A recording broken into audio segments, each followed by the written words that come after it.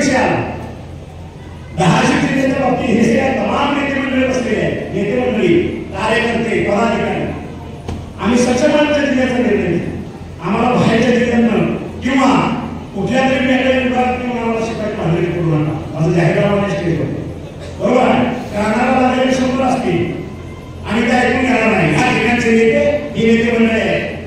आज मोदींचे हात बळकट करण्यासाठी हे नेते मंडळी एक खासदार आपल्या त्या ठिकाणी आपलं प्रतिनिधित्व देणार आहे. बाहेरचे हा खासदार करू नये. आपण आपल्या जिल्ह्यातला खासदार निवडून आणू शकतो का?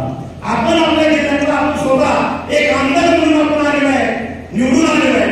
2023 ला आपण आमदार होणार आहे का ह्याची काळजी घ्या. बरोबर आहे.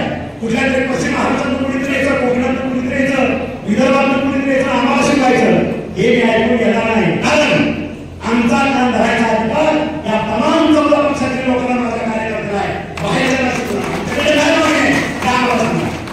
आमच्याकडे अपेक्षा काय? आमच्या जिल्ह्यातल्या पदाधिकारी कार्यकर्त्यांना तुम्हाला अपेक्षा काय? ती अपेक्षा प्रति आम्ही ढेकळी करू. दुश्मनी तुमच्या मागे राहणार नाही एवढं मी वचन देतो. आणि कानाला लागलेले मी थोडे शांत घेऊ. कारण इलेक्शनचे दिवस आहे. अदरवाईज माझा स्वतः तुम्हाला माहिती आहे. मी कुठं स्कोप करून आपण फटाक्याला जाईल ते करणार. आणि म्हणून जाहीरनामा करतो सर्व 14 पक्षाच्या माध्यमातून येत्या काळामध्ये 2024 ला एप्रिलमध्ये इलेक्शन आहे होतील. आणि आपला प्रतिनिधित्व करणारा मोदी साहेबांच्या विचाराचा, महायुतीच्या विचाराचा एक प्रतिनिधी प्रचंड मतांना आपल्याला लोकसभेत पाठवायचा आहे एवढं नम्र आवाहन करतो. आणि मी माझं 2 शब्द संपवतो. जय हिंद, जय महाराष्ट्र. 19 ते 24 अपघातानं खासदार झाला, कोणाला तरी फसवून खासदार झाला, बापाच्या ठिकाणी मानलं गेलं. या माझ्या 18 लाख जनतेसाठी केंद्रातली आपण एक योजना आणलेली दाखवा म्हणून ती पैसे माझ्या हारायची. एक योजना. आज केंद्रात भाजपचं सरकार आहे, महाराष्ट्रामध्ये महायुतीचं सरकार आहे. आणि ह्या व्यासपीठावर तुम्हाला आज 4 अभ्यास करा. अजून वेळ आहे इलेक्शनला, भरपूर वेळ आहे. त्या वेळेस तयार होणाऱ्या प्रश्नाची उत्तरं त्या व्यासपीठावर दिली जातील. हे काय तुमच्या माध्यमातून धन्यवाद करतो.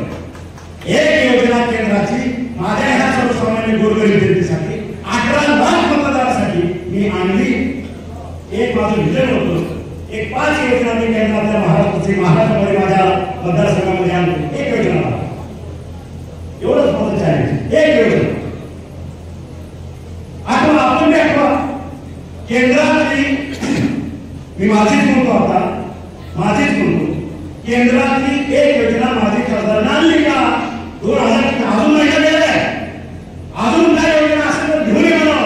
आम्ही अजूनही पाठ ठेवतो, अजूनही पाठ ठेवतो माझ्या शेतकऱ्याचे. आणि म्हणून मी जे काम करतोय, मी जे योजना देतोय, मी व्हिजनरी घेतो. मला आमच्या आमदार साहेबांनी सांगितलं, ज्ञानराज खातं तरी प्रत्येक मंत्री चालवतच असतो. दादा तरी माझ्यापेक्षा सिनियर होते. दादा नाही माहिती खात्याच्या फायद्याला साहेब करतो, आपलं तो चालू असतो. पण हे आडगळीत पडलेलं खातं, आरोग्य खातं, जसं माझ्याकडे आलं खातं पद्धतीने चालत राहिलं. आपण वेगवेगळे प्रयोग त्या ठिकाणी केले, अभियान कुठे चालवलं. पहिला प्रयोग आपण माता सुरक्षित घर सुरक्षित केला. 4,39,00,000 माता भगिनीच्या महाराष्ट्रातल्या आपण तपासण्या केल्या. त्याच्यावरती शस्त्रक्रिया उपचार चालू. हे संपतं संपतं तोपर्यंत दुसरं अभियान केलं आपण.